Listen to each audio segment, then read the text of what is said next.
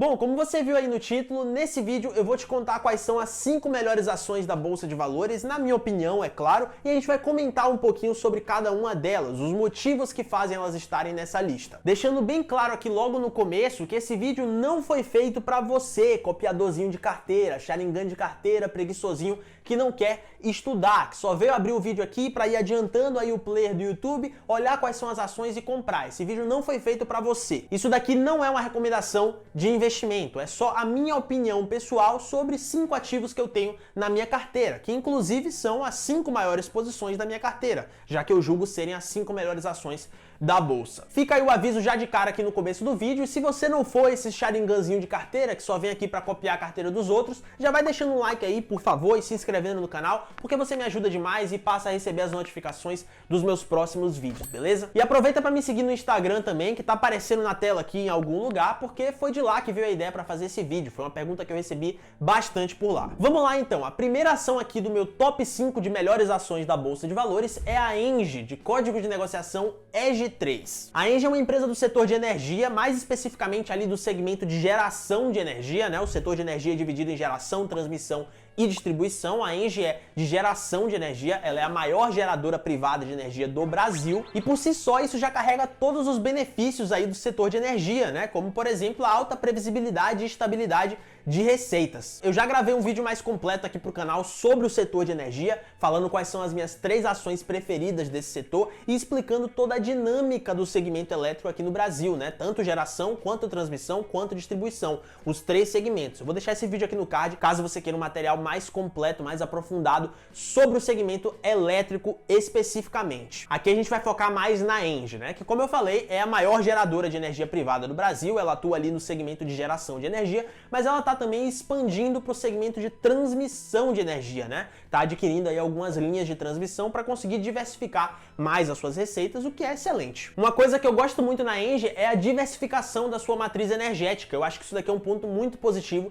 para geradoras de energia, né? A ENGIE trabalha com hidrelétricas, mas também trabalha com termoelétrica, com energia solar, com energia eólica, com energia de biomassa e etc. Ela é uma empresa que é listada no Novo Mercado, que é o mais alto nível de governança corporativa da Bolsa de Valores. Se você me acompanha aqui nesse canal ou lá no Instagram há mais tempo, você sabe que governança corporativa é um critério de muita importância para mim, então a ENGIE está no Novo Mercado, é um ponto muito positivo. E atualmente, no momento que eu gravo esse vídeo, ela está sendo negociada por um valor de mercado de 32,5 bilhões de reais, e em 2020 ela reportou um lucro líquido de 2,8 bilhões de reais. Desse lucro líquido de 2,8 bilhões, ela distribuiu cerca de 72,10% na forma de dividendos para os seus acionistas. Isso daqui é um indicador que a gente chama de payout, né? A ENGIE teve um payout de 72,10%, o que a classifica como uma empresa de dividendos, uma empresa que distribui a maior parte do seu lucro na forma de dividendos. E como consequência, é uma empresa que a gente não espera um crescimento muito agressivo, já que ela distribui a maior parte do dinheiro que ganha para os seus acionistas, ao invés de reter para reinvestir em crescimento. Então a gente diz que a ENGIE é uma empresa com uma baixa expectativa de crescimento. A gente não espera que ela tenha um crescimento agressivo daqui para frente. Mas não é bem isso que está acontecendo na atualidade. Quando a gente olha para alguns indicadores de crescimento, a gente tem um CAGR da receita nos últimos 5 anos, por exemplo, de 13,49% e um CAGR do lucro líquido no mesmo período de 5 anos de 13,25%. Isso daqui mostra pra gente que nos últimos 5 anos ela tem crescido em média a sua receita a 13,49% ao ano e o seu lucro líquido a 13,25% ao ano, que é um crescimento bem interessante para uma empresa que distribui mais de 70% dos seus lucros na forma de dividendos. E aí o que você pode me perguntar é como, né? Como que a ENGIE está fazendo isso? Como é que ela distribui ali mais de 70% do seu lucro na forma de dividendos e está conseguindo crescer o seu lucro a 13% ao ano? Isso daqui é possível de que forma? Bom, a resposta para isso daqui é bem simples, né? A empresa está se endividando. A ENGIE está contraindo dívidas para conseguir reinvestir em crescimento e distribuir dividendos ao mesmo tempo. Ela sempre teve uma dívida baixa, a ENGIE nunca foi uma empresa muito endividada, só que nos últimos anos ela está aumentando de forma gradativa suas dívidas para conseguir ter esse perfil aí de crescimento e de dividendos simultaneamente. Isso daqui é preocupante? Bom, no cenário atual, não. Um certo nível de endividamento é algo bem saudável para uma empresa. Eu já expliquei isso daqui em outro vídeo do canal que eu vou colocar no card. A empresa se beneficia com um certo nível de endividamento, quando esse endividamento é controlado, né? E a Engie está justamente nesse limiar. Ela está aumentando a sua dívida, mas ainda é uma dívida bem saudável, porque como eu falei, ela justamente era uma empresa que não tinha dívida nenhuma praticamente, né? Era uma empresa com endividamento bem controlado. Então esse aumento de dívidas que ela está fazendo nos últimos anos não preocupa muito no estágio atual. Se continuar crescendo, pode ser que venha a ser algo preocupante, mas no estágio atual está bem controlado e eu acredito que vai continuar assim, justamente por ser um endividamento proposital, né? A companhia não precisa se endividar, ela está fazendo isso por decisão própria, porque é benéfico para ela e é bem controlada, é uma empresa bem gerida, né? Então tem tudo aqui para dar certo. Quando a gente olha para um indicador de endividamento, só para te confirmar isso daqui em números, o dívida líquida sobre EBITDA, por exemplo, ela está ali na faixa de 2,04. A gente usa esse indicador aqui até o limite de 3. Quando ele passa de 3 é que a gente começa a se preocupar com o endividamento. Menos do que isso ainda é bem razoável. Então eu não acho que esse nível de endividamento seja preocupante para a Engie. Ela tem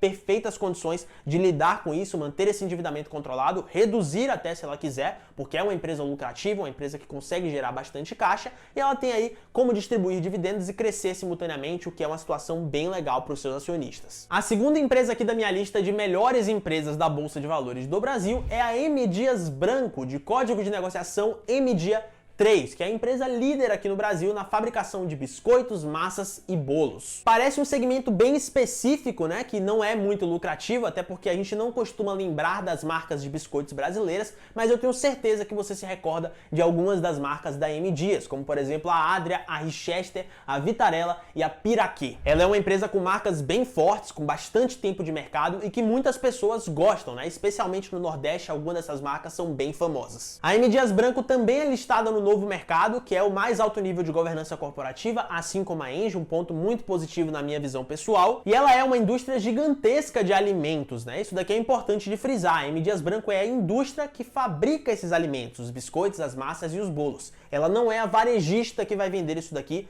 para o consumidor final. Ela vai fabricar os produtos, vender para as varejistas e são as varejistas que vão fazer ali a venda final pro consumidor. Mas ela é uma indústria gigantesca, né? Tem um market share muito relevante. Ela é líder aqui no Brasil nesse segmento aí de biscoito, de massas e por aí vai, né? Esses produtos relacionados. Ela tem um valor de mercado de aproximadamente 8,9 bilhões de reais e em 2020 reportou um lucro líquido de 763,8 milhões. Quando a gente olha para o payout, a gente tem uma relação bem diferente da Engie. O payout em 2020 foi de 20,29%, o que a classifica como uma empresa de crescimento. Ela só distribuiu 20% desse lucro aí de mais de 700 milhões arrecadados. Então é uma indústria que já é grande, que é líder aqui no Brasil nos segmentos que ela trabalha e que distribui poucos dividendos, justamente porque ela tem uma expectativa de crescimento aí para o futuro considerável. E quando a gente olha para o endividamento, que talvez seja o último ponto aqui que falta comentar sobre a M. Dias Branco, também não tem muito o que se preocupar. Se a gente pegar o mesmo indicador lá da Engie, o dívida líquida sobre EBITDA, a M. Dias está com dívida líquida sobre EBITDA de 0,55. Uma dívida aqui perfeitamente controlada, né? Como a gente falou, esse indicador pode ir até 3 ali, que seria aceitável, 0,55 dá pra gente considerar até que não tem dívida, né?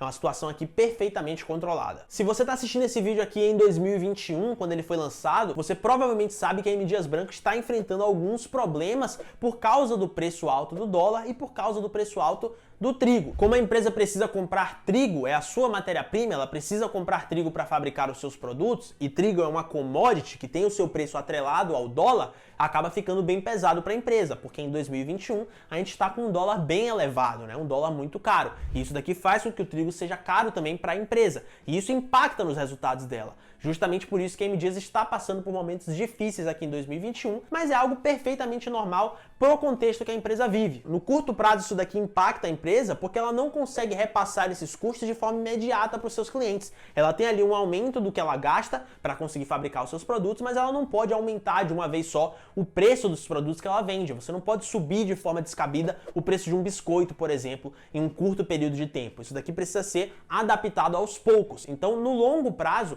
isso daqui tende a se normalizar. No longo prazo, a empresa tende a repassar esses custos para os seus clientes, tornar os seus produtos mais caros para compensar o custo mais caro que ela tem com um trigo mais caro. Então é uma situação normal aqui para o segmento que a M Dias trabalha. Ela vai ter esse impacto no curto prazo, enquanto o dólar continuar alto, enquanto o trigo continuar caro, mas no longo prazo ela tende a se adaptar, ela tende a repassar esse custo para os seus clientes e fica tudo normal. Talvez quando você esteja assistindo esse vídeo depois de 2021, isso daqui nem faça mais sentido para você, porque a M Dias não está mais vivendo essa situação. Enfim, é uma empresa que eu gosto muito, que eu tenho na minha carteira há bastante tempo e que eu continuo comprando mesmo com as dificuldades que ela está enfrentando atualmente. A terceira empresa aqui da minha lista de melhores ações do Brasil é a Ambev, de código de negociação ABEV3. Essa daqui é uma empresa que eu acho que eu não preciso apresentar, né? Mas caso você não conheça a Ambev, se você for um adolescente, talvez que ainda não bebe nada alcoólico, a Ambev é uma cervejaria brasileira muito famosa. Ela é dedicada à produção de várias bebidas, né? Sendo que a principal é a cerveja, mas ela trabalha também com refrigerantes, com sucos, com energéticos, etc. Só para você ter uma noção do tamanho da Ambev, ela é a líder aqui no Brasil no segmento de cervejas, com um market share de mais de 60%. Isso daqui significa que a cada 10 cervejas vendidas no Brasil,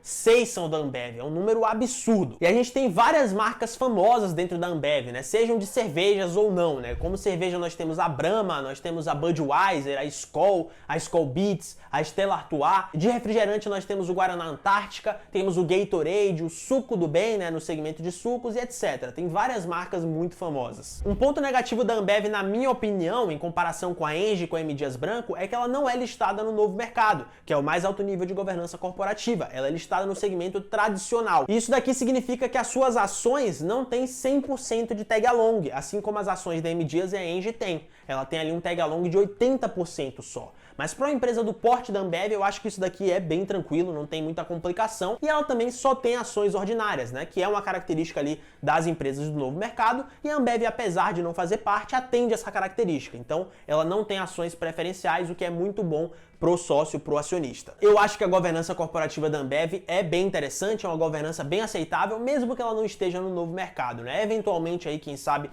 ela mude, mas atualmente, quando eu gravo o vídeo, ela ainda está no segmento tradicional. Só que isso não é uma grande preocupação para mim. Vamos entrar nos números. No momento que eu gravo esse vídeo, a Ambev está com um valor de mercado de aproximadamente 262 bilhões de reais. É uma empresa gigantesca, uma das maiores do Brasil, e em 2020 ela reportou um lucro líquido de absurdos 11,7 bilhões. Desses quase 12 bilhões, ela distribuiu 67,81% na forma de dividendos, um payout aqui de quase 68%, o que a coloca como uma empresa de dividendos. Ou seja, uma dúvida de muita gente aqui, é uma empresa de dividendos, distribui a maior parte do seu lucro na forma de dividendos, então é uma empresa com uma baixa expectativa de crescimento. Ambev vai crescer muito no longo prazo? Provavelmente não. A empresa já atingiu um platô que para ela é muito difícil continuar crescendo. Ela tem um market share de 60% no nosso país. A cada 10 cervejas vendidas, 6 são da Ambev. É muito difícil você crescer mais do que isso. Então não, a gente não deve esperar um crescimento agressivo para a Ambev nos próximos anos. Quando a gente fala de endividamento, a Ambev tem um dívida líquida sobre EBITDA, que é o mesmo indicador que a gente utilizou para a Engie e para a M Dias Branco, de menos 0,65%. É um indicador negativo aqui. E isso daqui basicamente está dizendo pra gente que a Ambev tem mais dinheiro em caixa, né, dinheiro em disponibilidade, do que ela tem de dívidas a pagar. Então ela pode pegar esse dinheiro em caixa a qualquer momento e quitar a sua dívida e ainda vai sobrar dinheiro para ela utilizar. Ela só não faz isso porque para ela não vale a pena. Como eu falei, um certo nível de dívida ajuda a empresa, é bom para ela. Coloquei naquele vídeo lá no card as explicações. Quando a gente fala dos números específicos de dívida da Ambev, ela tem uma dívida bruta de aproximadamente 5 bilhões de reais e um dinheiro em disponibilidade de 19,3 bilhões de reais. Então é muito mais dinheiro em disponibilidade em caixa do que dívida. E ela pode pegar esse dinheiro em disponibilidade e pagar a sua dívida por completo quando ela quiser. E é justamente isso que o indicador negativo de dívida líquida sobre EBITDA mostra pra gente. Mostra uma situação de endividamento perfeitamente controlada. Uma situação aqui bem tranquila, absolutamente nada a se preocupar. Um ponto de atenção para a Ambev aí nos últimos anos são os dois grandes problemas que a empresa está enfrentando, né? Problemas de instabilidade. Ela está enfrentando a entrada da Heineken aqui no Brasil, que é uma forte concorrente lá de fora, né? Uma forte concorrente do exterior que está conseguindo seu espaço aqui no Brasil e em outros países que a Ambev sempre atuou. Isso daqui é um problema que a empresa está contornando agora. E o segundo problema, que é a crise econômica da Argentina. A Ambev tem boa parte da sua receita atrelada à Argentina. E ela está ali enfrentando uma forte crise econômica que acaba impactando os resultados da Ambev. Esses são os dois grandes problemas que a Ambev Ambev vem enfrentando nos últimos anos. Aproveita aí, inclusive, para deixar nos comentários a sua opinião sobre o primeiro problema, que é o da Heineken, né? Qual tipo de cerveja que você gosta mais, se é a Heineken ou se é a Budweiser da Ambev, né? Que seria ali a cerveja da mesma linha. Deixa aí nos comentários para eu saber a sua opinião. Mas esses são os dois problemas mais recentes que a Ambev vem enfrentando: a concorrência com a Heineken no Brasil e a crise econômica da Argentina. Mas aparentemente, pelos últimos resultados que a gente está tendo da empresa, ela está lidando muito bem com isso. Nós tivemos um resultado do primeiro trimestre de 2021, que é quando eu estou gravando esse vídeo, excelente, um resultado excepcional da Ambev, o que mostra que ela acordou para essa briga, né, tanto da Argentina quanto para a Heineken. Ela está lidando bem com isso, o que era o esperado para uma empresa com o porte da Ambev. A gente teve uma entrevista recente do Jorge Paulo Lema em que ele concordou sobre isso tudo, né? Ele estava ali falando com o entrevistado e acabaram comentando que a Ambev estava dormindo, né? A Ambev não estava inovando, não estava se preocupando tanto assim com os seus clientes, e ele concordou com isso. Ele falou que a Ambev estava começando a se atualizar, começando a inovar, começando a acordar para esses problemas, e aparentemente ela está conseguindo. Honestamente, para uma empresa do porte da Ambev, com a cultura e a história da Ambev, eu nunca achei que isso fosse ser um problema muito grande para ela contornar, né? Só o futuro vai mostrar pra gente o que de fato vai acontecer, mas é uma empresa que eu acredito muito. Eu acho que ela tem muito potencial para lidar com a concorrência da Heineken, o que ela já está fazendo, aparentemente, pelos últimos resultados, e tem também aí todo o potencial para conseguir contornar essa crise na Argentina. Partindo aqui para a quarta empresa da nossa lista, ela é o Banco Itaú, de código de negociação ITUB3. Essa daqui também é uma empresa que dispensa apresentações, assim como a Ambev, mas por via das dúvidas, né, caso você seja aí um adolescente, talvez não tenha conta no banco, o Banco Itaú é o maior banco privado do Brasil e é também uma das maiores empresas listadas na Bolsa de Valores, assim como a Ambev, né? A gente viu que a Ambev vale mais de 200 bilhões ali, o Itaú é a mesma coisa. Um ponto interessante do modelo de negócio do Itaú é que ele tem uma diversificação de receitas absurda. Ele ganha muito dinheiro com as intermediações financeiras, né, a atividade bancária tradicional, mas também ganha com operações de seguros, com administração de recursos, com cartão de crédito, com adquirente de meios de pagamento e etc. Tem várias fontes de receitas dentro do modelo de negócio do Itaú. Isso daqui é muito bom para o acionista, traz uma segurança muito legal, né? Uma diversificação muito boa. Eu não vou me aprofundar muito no modelo de negócios do Itaú, porque eu já tenho um vídeo completo aqui para o canal em que eu trato disso em mais detalhes, né? Uma comparação que eu fiz entre Itaú e Itaúsa. Eu vou deixar esse vídeo aqui no card caso você queira assistir, porque nesse vídeo aqui eu vou focar mais nos números, né? Na parte quantitativa da análise. O Itaú, como eu comentei, assim como a Ambev, é uma empresa gigantesca, tem um valor de mercado na data que eu gravo esse vídeo de 259,5 bilhões de reais aproximadamente, e em 2020 reportou um lucro líquido de 18,9 bilhões. Desses 18,9 bilhões, cerca de 24,85% foram distribuídos na forma de dividendos, né? Esse daqui é o payout da empresa. Só que tem um porém, esses dados aqui eles estão bem distorcidos, né? Porque em 2020 nós tivemos o auge aí da pandemia do coronavírus, né? E os bancos fizeram muitas provisões para conseguir passar por esses períodos de instabilidade, o que acabou afetando bastante o seu lucro. Se a gente for olhar para os números de 2019, para ter uma visão mais normalizada, né, dos resultados do Itaú, que normalmente acontece, a história seria completamente diferente. Em 2019, o Itaú reportou um lucro líquido de aproximadamente 27,1 bilhões de reais, ao invés dos 18,9 bilhões de 2020. E ele distribuiu na forma de dividendos, né, teve um payout de 69,25%, ao invés dos 24,85% de 2020. Esse daqui que é mais o perfil do Itaú, né, um lucro líquido absurdo, como o de 2019 e não como o de 2020, e um payout alto também, porque é uma empresa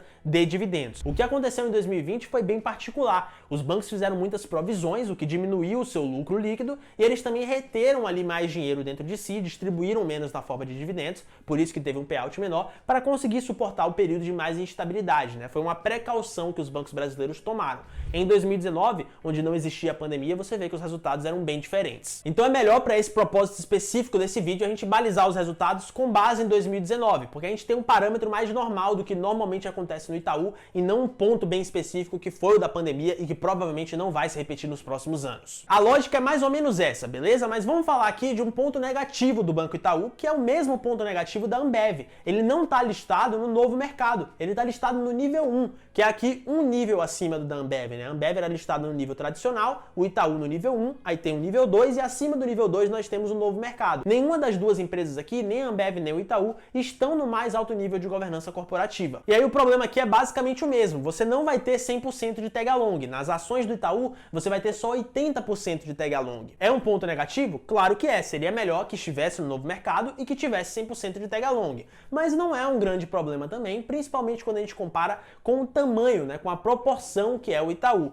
É uma empresa gigantesca que dificilmente vai te dar algum problema, então você não precisa se atentar a esses mínimos detalhes. Não tem problema nenhum aqui a ação ter 80% de tag along. Para mim, não é um ponto negativo muito grande, é só um pequeno detalhe. E diga-se de passagem, um pequeno detalhe que pode mudar a qualquer momento. A empresa pode subir para o novo mercado eventualmente e pode passar a conceder 100% de tag along para suas ações ordinárias, né? Isso daqui pode acontecer a qualquer momento. Uma outra questão que talvez seja preocupante para você aí também seja a ameaça, né, entre aspas, dos bancos digitais, porque eu não acho que seja uma grande ameaça, mas tem muita gente que acha. Muita gente acha que o Nubank, o Banco Inter, C6 Bank, outros bancos digitais são aí uma grande ameaça para o Itaú, para o Bradesco, para o Santander, para os grandes bancos. Eu já vi muita gente falando por aí que não é para você investir em Itaú porque o Nubank vai falir os grandes bancos, né? Bom, eu acho que isso daqui está muito fora da realidade, eu não acho que isso daqui vai realmente acontecer, porque o Itaú e outros grandes bancos como o Bradesco têm muito capital e muita flexibilidade para conseguir se adaptar, e conseguir se adaptar de forma mais rápida do que esses bancos digitais, inclusive. Se a gente tem uma nova demanda no mercado, uma demanda muito forte, os grandes bancos vão acabar aderindo a isso eventualmente. Eles têm estrutura para isso daqui, bem mais estrutura do que o Nubank e outros bancos digitais. Então,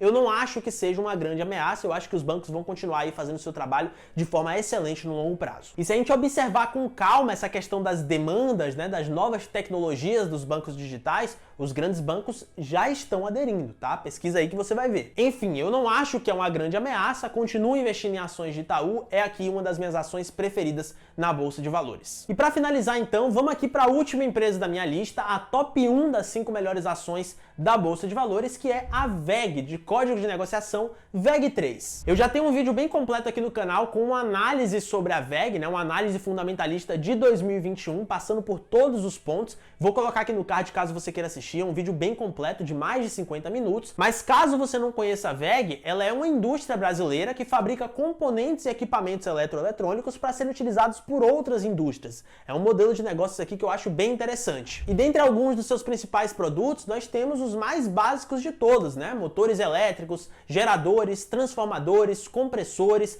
turbinas, componentes mecânicos e nós temos até tintas e vernizes industriais. Nesses ramos de atuação, a VEG é uma das maiores empresas do mundo, né? Ela está ali na linha de frente de produção desses produtos no mundo inteiro, uma empresa bem globalizada. A VEG é uma empresa que já é muito consolidada, que tem muito tempo de mercado, muita história aí nos segmentos que ela atua, tem marcas muito fortes, os seus produtos são de muita qualidade, de muita confiança. Quando você fabrica produtos para indústrias, esses produtos precisam ser de confiança e as indústrias brasileiras em especial confiam muito nos produtos, nos motores, por exemplo, da VEG. E isso tudo aqui, essa soma de fatores, acaba gerando muitas vantagens competitivas para a empresa. Quando a gente compara a VEG com os seus concorrentes, a gente percebe que ela tem muitas vantagens frente a eles. Isso daqui é uma das maiores qualidades que uma empresa pode ter, boas vantagens competitivas. Em termos de governança corporativa, ela é excelente também, é uma empresa listada no novo mercado, assim como a Engie e assim como a M. Dias Branco, o que é um critério muito importante para mim, muitas pessoas negligenciam, mas para mim é bem importante. E uma das questões que eu acho mais legais na VEG é a grande diversificação de receitas que ela tem. Atualmente, em 2021, quando eu gravo esse vídeo, mais de 50% da receita da VEG vem do exterior. Ela tem atuação em mais de 135 países, né? E isso daqui é muito bom, porque tira dela um dos maiores defeitos que as empresas brasileiras normalmente têm, que é a dependência do Brasil. A VEG não depende tanto assim do Brasil, ela tem uma boa diversificação mundo afora, e isso daqui traz um perfil de antifragilidade muito bom para a empresa. Ela é uma empresa que é verdadeiramente globalizada, né? Uma das poucas multinacionais verdadeiras do Brasil, empresas que têm atuação em vários outros países. E quando a gente fala de números, também é uma situação perfeitamente controlada, os números da VEG são excelentes. No momento que eu gravo esse vídeo, ela está com um valor de mercado de aproximadamente 135,7 bilhões de reais, o que a coloca aqui como também uma das maiores empresas do Brasil, e em 2020 ela reportou um lucro líquido de 2,34 bilhões de reais aproximadamente. Desses 2,34 bilhões, ela distribuiu 55,20%, um payout de mais de 50%, o que a coloca aqui como uma empresa meio termo, né? Eu gosto de dizer que a WEG é uma empresa meio termo, uma empresa que é tanto de dividendos quanto de crescimento. Ela está distribuindo ali pouco mais da metade do seu lucro na forma de dividendos, né? Ainda sobra outra metade para ela reinvestir em crescimento. Então é uma empresa meio a meio. Ela consegue fazer os dois, consegue distribuir uma quantidade considerável de dividendos e consegue também reinvestir para continuar crescendo. E isso daqui, obviamente, acaba se refletindo nos números, né? Quando a gente olha para o CAGR da receita da WEG nos últimos 5 anos, a gente tem um valor de 12,35%. E quando a gente olha para o CAGR dos lucros nesse mesmo período de 5 anos, nós temos 15,50%. Isso daqui basicamente significa que nos últimos 5 anos, a WEG conseguiu aumentar o seu lucro em média 15,50% ao ano. Esse daqui é um crescimento bem interessante para uma empresa que distribui metade do seu lucro na forma de dividendos, e principalmente quando a gente olha para o perfil de dívida da WEG. Quando a gente falou da Engie, a gente viu que ela conseguia fazer os dois, crescer e distribuir dividendos, porque ela estava se endividando, estava tomando dívidas para conseguir fazer isso daqui. No caso da WEG não é bem isso que acontece, porque quando a gente olha para o dívida líquida sobre EBITDA da empresa, a gente tem um valor de menos 0,58, que é um indicador negativo, assim como o que a gente viu na Ambev. Isso daqui significa que a WEG tem mais dinheiro em caixa do que dívidas. Ela tem uma dívida bruta de aproximadamente 1,7 bilhão de reais e um dinheiro em disponibilidade, um dinheiro em caixa de aproximadamente 3,8 bilhões de reais. Então ela pode pegar esse dinheiro em caixa e quitar a sua dívida a qualquer momento, ela só não faz porque para ela não vale a pena. Isso daqui é uma situação um pouco diferente da Engie, porque a WEG está conseguindo crescer e distribuir dividendos ao mesmo tempo sem necessariamente tomar dívidas. A Engie fazia isso tomando dívidas. A WEG está conseguindo fazer de forma mais orgânica, né? Vamos colocar assim, sem precisar aumentar de forma agressiva o seu endividamento como a Engie fez. Ela é uma empresa que tem um dívida líquida sobre EBITDA negativo, um endividamento zero aqui a gente pode dizer, porque ela tem mais caixa do que dívida, e ela está conseguindo fazer os dois, pagar dividendos e crescer ao mesmo tempo. E é por isso que ela ocupa aqui a primeira posição, para mim é a melhor ação da Bolsa de Valores e a maior posição da minha carteira pessoal aqui no Brasil. Bom, então se você gostou desse vídeo, eu queria te pedir aqui mais uma vez para deixar um like aí embaixo e se inscrever no canal no botão vermelho, lembrando que você passa a receber as notificações dos meus próximos vídeos e eu posto toda semana. Só para deixar claro mais uma vez, isso daqui não é uma recomendação de investimento, pelo amor de Deus, não sai copiando qualquer coisa que você vê na internet, não é assim que se investe de verdade, e lembra de deixar aí nos comentários qual que é a sua preferência, se você prefere Budweiser, né, da Ambev, ou se você prefere Heineken, a concorrente da Ambev, para eu ter uma comparação legal aqui e a gente conseguir gerar um debate bem interessante. Aqui na descrição eu vou deixar todos os meus links, incluindo do meu Instagram, passa a me seguir por lá, porque a ideia para esse vídeo veio de lá, e aí você consegue sugerir também tema para os próximos vídeos, talvez. Aqui na tela final agora eu vou deixar o meu vídeo de análise da WEG em 2021, caso você queira assistir, já que é a melhor empresa da minha carteira, né, na minha opinião, eu vou deixar o vídeo dela aqui de análise, mas eu recomendo que você assista todos os vídeos que eu coloquei no card aí ao longo desse, porque você vai aprender demais, beleza? Eu sou o João Marinho, esse daqui é o Diário do Milhão e eu vejo você num próximo vídeo.